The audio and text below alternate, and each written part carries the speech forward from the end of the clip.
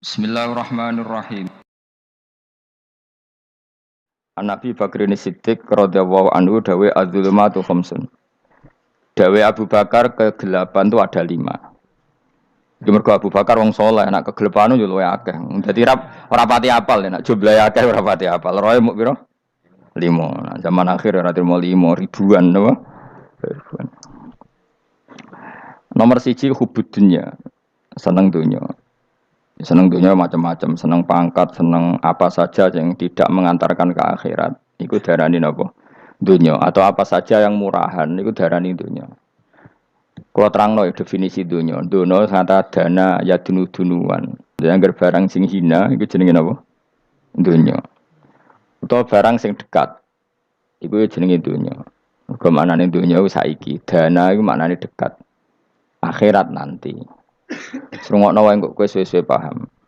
Sehingga sesuatu yang tidak murahan, kayak sujud, kayak sedekah, kayak ngaji, itu randunya. Ini kesaksian akhirat.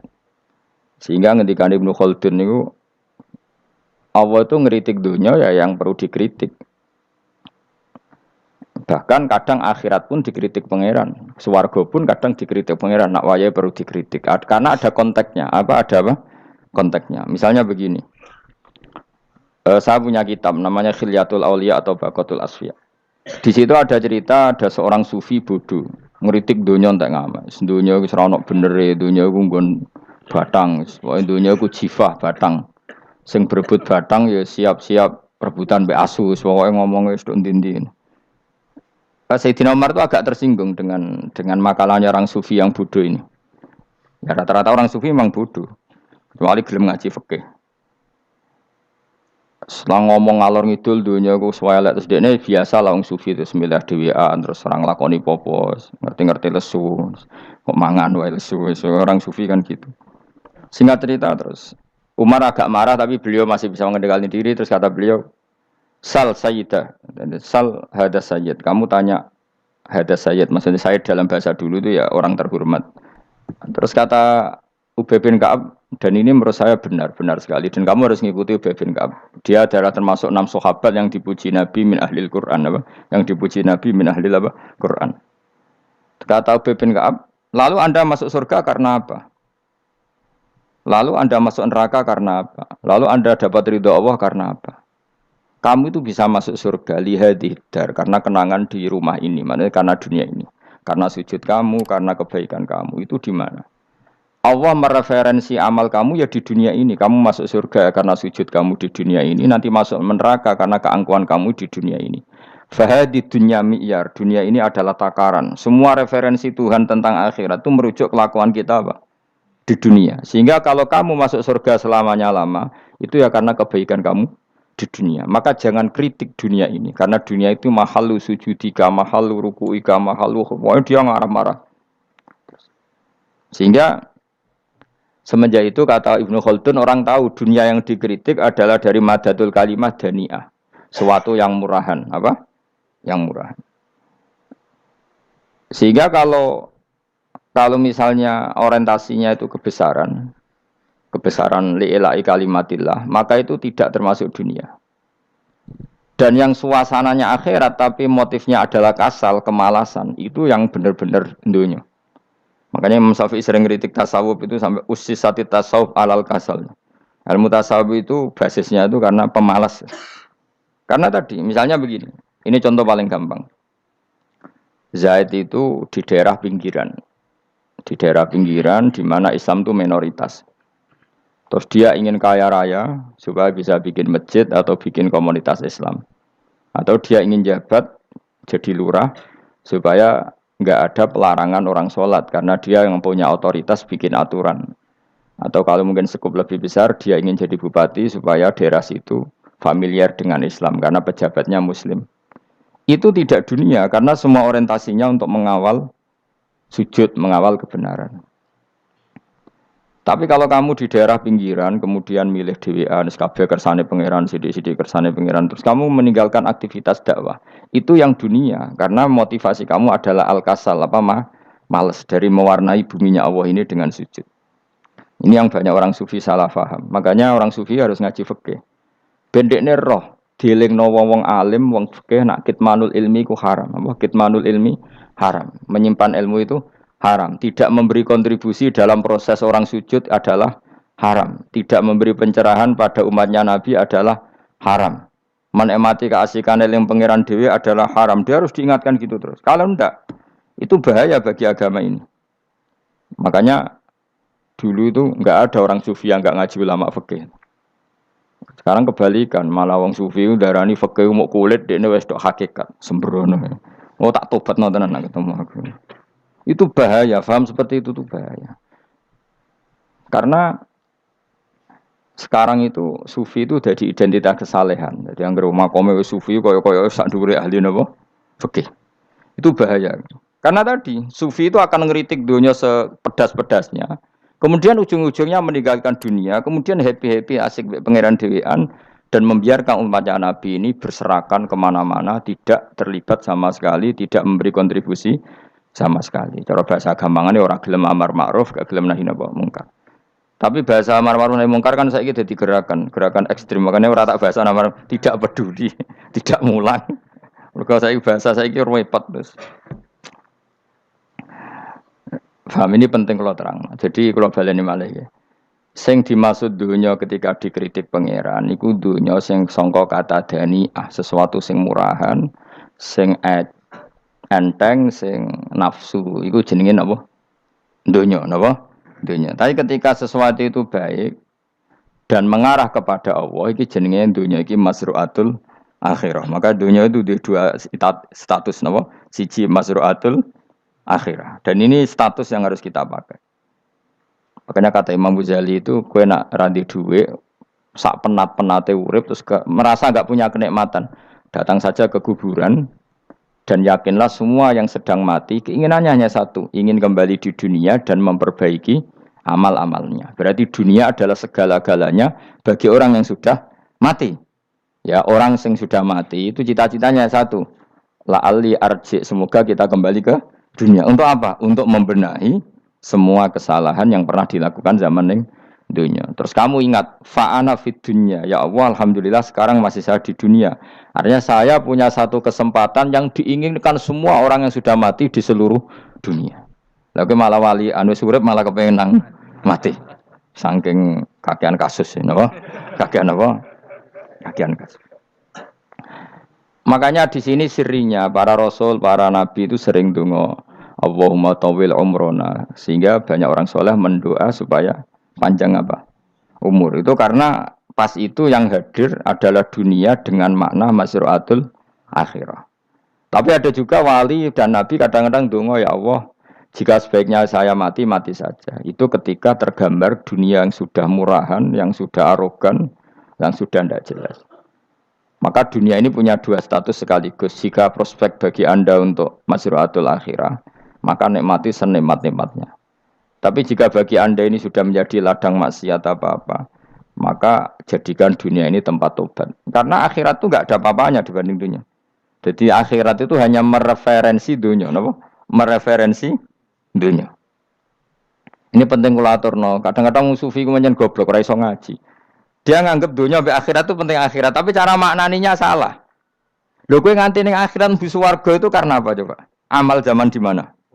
Di dunia. Berarti penting mana dunia sama akhirat? Penting dunia karena akhirat mau efek, apa? Efek dunia ini yang pokok. Apa dunia ini yang pokok. Kalau Allah kan cara ngendikan tidak seperti itu. Allah cara ngendikan gini loh. Akhirat, maksudnya walal akhiratu khairul laka minal ula gini. Sesuatu yang berorientasi akhirat dan kemudian menjadikan kamu nyaman di akhirat itu khairul laka minal ula, itu lebih baik ketimbang dunia. Ora kok kowe nak ning dunia nak sepemelek ning akhirat apik ora ngarang ngono, nak ning dunia melek ning akhirat luwih parah. Kayak mlaratem cek ngene iki kan. Tapi kan cek iso ngopi, cek iso mangan tengkleng. Sebenarnya akhirat gak iso blas. Dunyel-nyel malaikat ngawur. Gayamu bareng melarat iso ning dunia lara lah ning akhirat penak. Aku yakin ora luwih lara, tak jamin. Ngeraine kan ketara nak keliru omongan aku ning dunia lara lah sementing ning akhirat penak itu ndak bisa. Kowe nyifati donya nggon lara iku serapati ridho mbek pangeran. Berarti ketika iso ngopi ra syukur, ketika iso mangan ra syukur, anane nyifati donya lara. Berarti rapati ridho mbek pangeran. Malah Dibles-blesno sebenarnya. Pemenang nak pengurus akhiratnya aku tak tekek. Cuma aku loh pengurus ora sebenarnya. Tapi gak ada rencana daftar jadi panitia apa? Akhirat. Tapi kira rata syafaat ya biarno karena ini penting kalau terang no. Makanya Imam Syafi'i masyhur makalah beliau tentang fikih dan tasawuf itu. Di dunia ini identitas di dunia kita, dunia ulama itu hanya dua. Kalau enggak sufi ya fakih. Kamu jangan jadi salah satu. Fakih adalah orang sing kosin, itu qalbuhu kosin, hatinya itu keras, hatinya atas. Lam jadu qalbuhu tukos, gak ditakwa blas. Wong fakih ora ditakwa blas, gak diempati blas. Tapi orang sufi itu wahada jauh ini malah geblek blas, malah parah meneh. Sing sitok atas hatine sitok geblek dari Imam Syafi'i itu. Kena protesnya berarti Imam Syafi'i aja protes aku. Kenapa begitu? Misalnya gini orang fakih. Kalau bapak nyontohkan tuh gini. Orang fakih itu punya aturan, misalnya kalau ruko tidak begini nggak sah, sujud kalau nggak begini nggak sah, sholat kalau tidak begini nggak sah. Oke, aturan itu baik. Tapi punya keangkuhan berpikir, misalnya ada orang desa terbelakang, misalnya di pedalaman Gunung Kidul, Kulon Progo. Ada orang yang ditobatkan orang-orang sufi. Orang sufi itu ya sing rodok goblok-goblok itu, misalnya nobatkan. Enak wae wong fakir melok nobatno tapi tahu-tahu bilang ini sholatnya nggak sah, rukuknya nggak sah, Fatihahnya nggak sah. Jare sing sufi. Wah semane nobatno ora iso salat apa ora disahno. Si sufi ya goblok pisan. Ketika ngawal si ajudannya tadi salat, enggak dikawal. Sehingga banyak aliran di Jawa salat ala Kalijogo ya ono Fatihah mau meneng tok. Sitok sujud tok. Jadi ini sitok atas atine ora gelem bina tapi muni rasa. Sitok goblok ora tahu nerusno pembinaan. Akhirnya ya mandek ning satu kesalahan dan diwaris ya bergenerasi-generasi. Makanya kata Imam Syafi'i itu sitok goblok, sitok atas hati ini. Jadi kamu jangan jadi salah satu itu. Makanya kamu aman karena kamu tidak sufi ya, tidak fakih. Makanya nggak masuk, nggak masuk yang dikritik Imam Syafi'i. Kamu sufi ya ndak, fakih ya ndak. Makanya kalau Imam Syafi'i ngeritik itu, tapi alhamdulillah saya tidak dua-duanya. Ya tidak sufi, tidak fakih. Karena orang sufi itu kalau ditelusuri itu memang kesalahannya terlalu banyak. Kecuali dia mau ngaji fikih. Kenapa? Kecuali dia mau ngaji fikih. Kayak tadi misalnya, sampai Imam Syafi'i zaman itu duka yang menghentikan usisat tasawuf alal kasal. Ilmu tasawuf itu dibina. Itu berdasar kemalasan. Loh, saya punya teman sufi banyak. Saya ini kiai loh. Punya teman sufi banyak. Tekon dengan kula, Gus, dunia rusak. Sementing saat ini ngatah-ngatah istighfar. Memangnya kita bisa diistighfari pangeran di sepuro pangeran ketika kamu orang alim tidak mulang? Memangnya kau iso di sepuro pangeran ketika kau sugih zakat? Memangnya kau iso di sepuro pangeran wis kere ra nyapu masjid teko Jumatan, bareng rokok itu usep-usep ning pojok masjid bar mulai. Enak weh. Ana keran coplok istibarno. Memangnya kamu bisa jadi orang miskin seperti itu kemudian dimaafkan Allah? Tidak bisa. Kamu harus terlibat dalam proses sholat. Wis kere ya urun gawe keran, misalnya orang ngono urun masjid ya nyapu-nyapu, sing sugih urun duwe, sing alim urun mulang. Kok enak? Dunia anggap rusak terus kabeh dhewean. Menengi sampean ke dhewean neraka ra tak baturi ya ngono. Ndak bisa, sufi seperti itu ndak bisa, tuh kriminal. Nah, kenapa Imam Ghazali muji orang sufi? Kitab-kitab Risalah Kusairiyah muji orang sufi itu sufi-sufi sing koyo kowe. Sufi-sufi yang belajar fikih, napa? Sufi-sufi yang masih mau belajar fikih. Kok enak? Jadi sufi itu maknanya sidik-sidik. Zaman wis rusak itu ndak seperti itu. Nak rusak ya amanat pengiran kon melok dandani. Nah, ketika rakyat didandani sebetulnya nggak masalah, kan ada alternatif. Misalnya gini, ada mobil rusak nggak bisa dipakai. Memangnya mobil hanya itu? Kan ada mobil yang lah ini itu jenis fakih. Ini ndak, kamu punya pemimpin hanya 2 atau 3 lah, biar nggak nyindir. 3 atau 4 lah. Ketika 4 ini orang ini gagal, seakan-akan Indonesia gagal. Memangnya Indonesia hanya punya orang 4 itu, goblok sekali kita berpikir gitu. Segoblok-gobloknya apa? Memangnya Indonesia itu milik siapa? Kenapa kamu menggantungkannya sama 1-2 orang, 3-4 orang? Gampang aja cari alternatif. Tapi kelirunya kita selalu begitu. Ketika kecewa sama pemimpin, seakan-akan dunia ini tergantung pemimpin itu. Mana ada dunia ini dipasrahkan sama makhluk oleh Allah. Dunia ini milik Allah, nggak pernah dipasrahkan makhluk. Bahkan kiai mati pun nggak ngefek pada agama. Dulu sahabat meninggal agama jalan, wali songo orang-orang pilihan meninggal agama jalan. Karena Allah tidak ridho dunia ini, agama ini, dunia maupun agama dipasrahkan sama seseorang. Allah yang mengurus dunia ini. Apa nak konglomerat mati terus wong melarat kabeh? Tidak kan? Apa nak wong soleh mati terus wong bejat kabeh? Ndak. Allah yang mengurus agama ini, mengurus dunia ini. Saking goblokem, nak ono kecewa mbek makhluk itu. Terus ya Allah, terus seakan-akan dunia ini runtuh. Ono pegatan saake saiki kira ono sing lanang. Banyak orang pegatan terus untuk bojo luwih apik. Bojone mati sing wedok malah makmur akeh to ora. Kalau terang, ini penting. Kenapa saya sering kritik orang sufi? Karena sufi sekarang itu beda dengan sufi dulu. Di Jawa Timur itu keluarnya para kiai ya gitu. Kalau ada orang ikut torekoh tertentu, terus gak gelem ngaji takrib. Akhirnya linge pangeran suwengi tapi sesucine keliru. Masalah didik anak bojo keliru. Karena ya mau sementing la ilaha illallah terus maca la ilaha illallah terus itu gimana? Kalau kita iman sama Allah, ternyata iman dengan aturan-aturan Allah. Misalnya kita seneng cawe wedok, terus mbok sebut jenenge tok, kono njuk wedak ra mbok kei, njuk mangan ra mbok kei. Terus kamu tidak mempelajari sing disenengi pacaran ku apa? Senang Allah itu maknanya senang ketentuannya Allah. Allah yang murka itu apa? Kalau kita zina, kalau kita maling, ketika korupsi. Allah yang suka apa? Kalau kita sujud. Lalu syaratnya sujud apa? Harus dalam keadaan suci dari hadas besar maupun hadas kecil dan tempatnya tidak ada najis. Bahkan harus gitu. Itu senang Allah kok menurut Allah sewengi terus pingsan, kesemper. Terus nak tepak harus darani wali. Nak darani wali ono salam template. Wah apa-apaanan. Lan cara bapak kula saking kerase. Lah wong darani wali nek melete keren aku jare. Tak top aku jare. Lah kok saged, Pak. Paling zaman akhir darani wali dadi gula, wong salah templek ngekeki dhuwit. Tapi nak wong alim darani wali ku sing dadi pinter akeh. Coba jajal lah wis ayo. Nak ora percaya Ruhin mu'allimno nak saiki wali, nak ora dadi gula mbek dhuwit. Ayo saiki umumno nak Ruhin iku wali. Reaksi masyarakat kira-kira piye?